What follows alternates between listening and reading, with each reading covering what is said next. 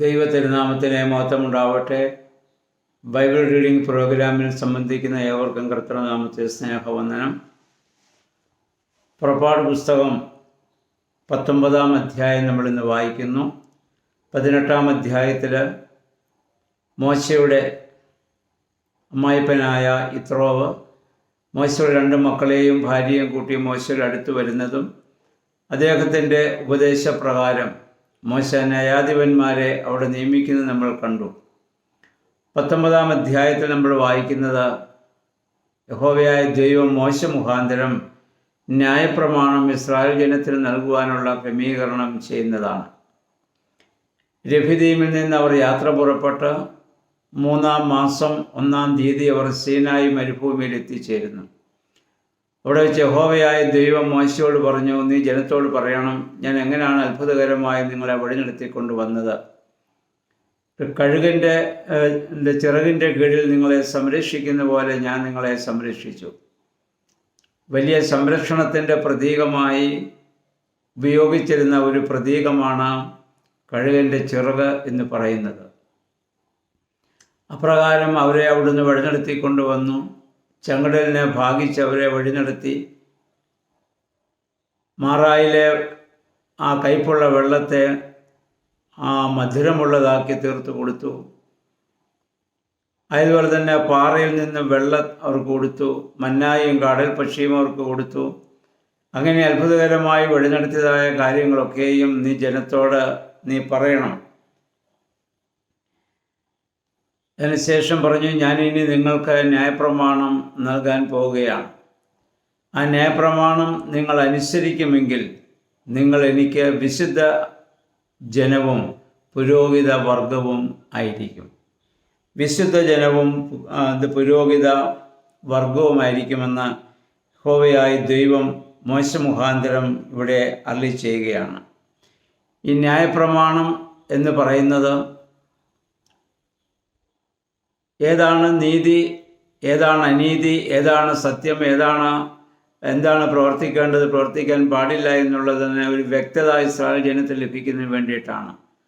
ആ ന്യായപ്രമാണം ഒരിക്കലും നിത്യജീവനിലേക്ക് മനുഷ്യനെ വഴി നടത്തുന്നില്ല. അപ്പം അതുകൊണ്ട് ഗലാത്യ ലേഖനം 3-ാം അധ്യായത്തിൻ്റെ 19 മുതൽ 24 മുതലുള്ള വാക്യങ്ങൾ നമ്മൾ വായിക്കുന്ന പൗലോസ്ലീഹ പറയുന്നു, അതൊരു ശിശുപാലകനായി നമ്മളെ വഴി നടത്തുകയാണ്.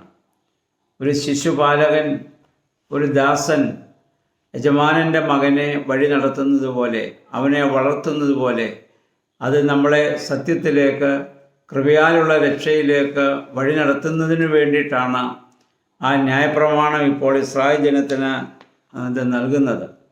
അതിനുവേണ്ടി യഹോവയായ ദൈവം മോശയോട് പറഞ്ഞു, നീ ജനത്തെ ഒരുക്കണം. 2 ദിവസം നീ അവരെ ശുദ്ധീകരിക്കണം. 3-ാം ദിവസം ഞാൻ സീനായി മലയിൽ ഇറങ്ങി വന്ന് നിങ്ങളോട് സംസാരിക്കും.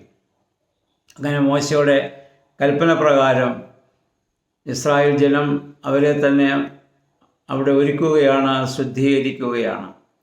ഇവിടെ പറയുന്നു, അങ്ങനെ നിങ്ങൾ ചെയ്യുമെങ്കിൽ, എൻ്റെ കൽപ്പനകളെ നിങ്ങൾ അനുസരിക്കുമെങ്കിൽ നിങ്ങൾ എനിക്ക് പുരോഹിത വർഗവും വിശുദ്ധ വംശവും സ്വന്തം ജനവുമായിരിക്കും. ഇന്ന് പുതിയ നിയമത്തിലും 1 പത്രോസ്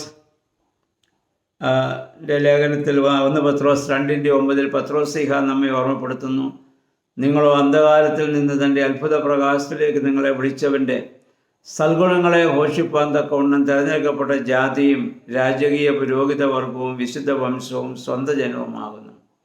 അപ്പോൾ നമ്മളിന്ന് ക്രിസ്തുവിൽ പൗരോഹിത്യ വംശമായി മാറുന്നതിന് വേണ്ടി പഴയ നിയമത്തിൽ അതിൻ്റെ സൂചനയായ നിഴലായി യഹോവയായ ദൈവം ഇസ്രായേൽ ജനത്തെ ഇവിടെ ഒരുക്കുകയാണ്.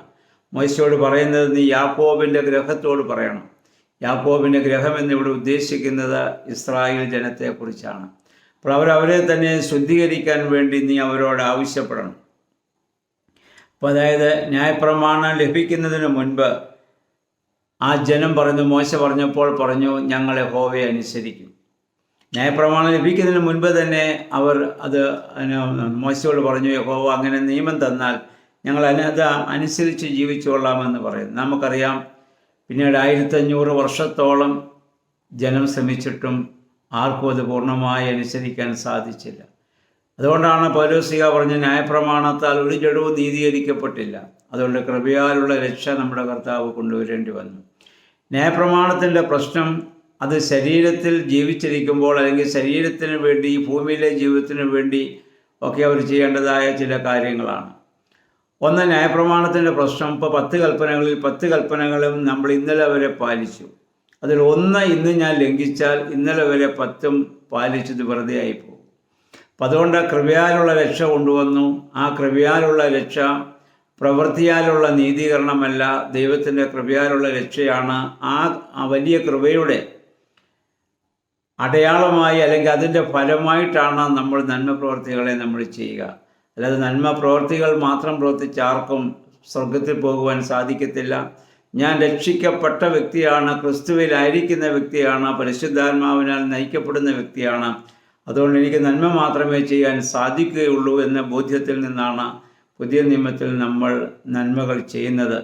അതുകൊണ്ട് പഴയ നിയമത്താൽ ആരും പിന്നീട് നീതീകരിക്കപ്പെടുന്നില്ല. എന്നാൽ ആ കൃപയാലുള്ള ആ രക്ഷയിലേക്ക് ഒരു ശിശുപാലകൻ കുട്ടിയെ വളർത്തിക്കൊണ്ട് വരുന്ന പോലെ മനുഷ്യനെ ദൈവം വളർത്തിക്കൊണ്ട് വരുന്നതിന് വേണ്ടി ന്യായപ്രമാണം അവിടെ നൽകുകയാണ്.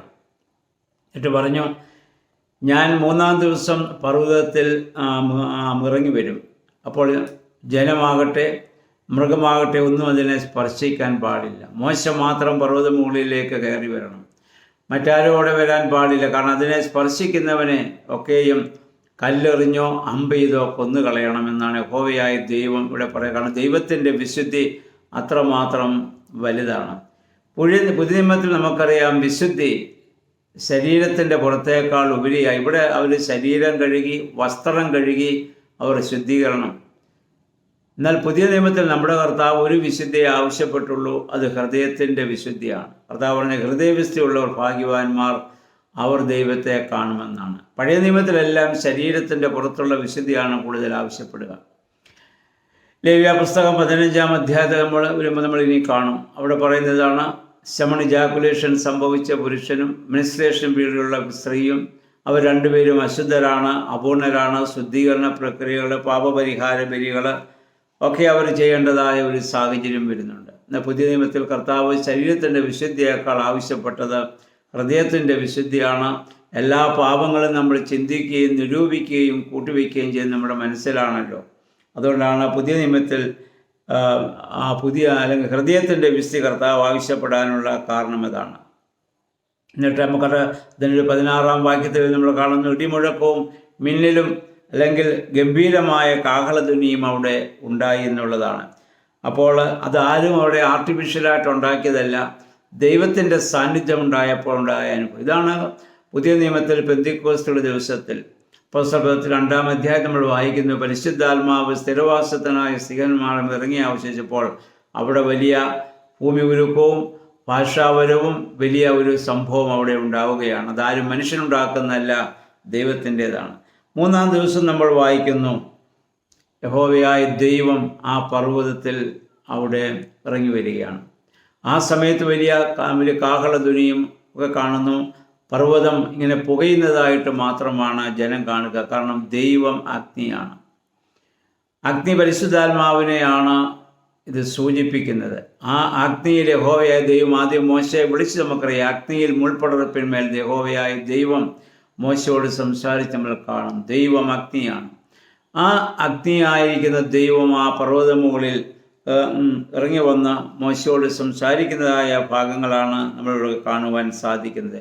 കർത്താവിൻ്റെ 2ാമത്തെ വരവും ഇങ്ങനെ സംഭവിക്കുമെന്ന് തെസ്സലോനിക്ക ലേഖനം 1 തെസ്സലോനിക്കർ 4-ന്റെ അതിൻ്റെ ഒരു 16-18 വാക്യങ്ങൾ നമ്മൾ വായിക്കുന്നു. കാഹളധ്വനിയോടുകൂടി നമ്മുടെ കർത്താവ് പ്രത്യക്ഷപ്പെടും, വാനമേഘങ്ങളിൽ അവൻ പ്രത്യക്ഷപ്പെടും നമ്മൾ വായിക്കുന്നുണ്ട്.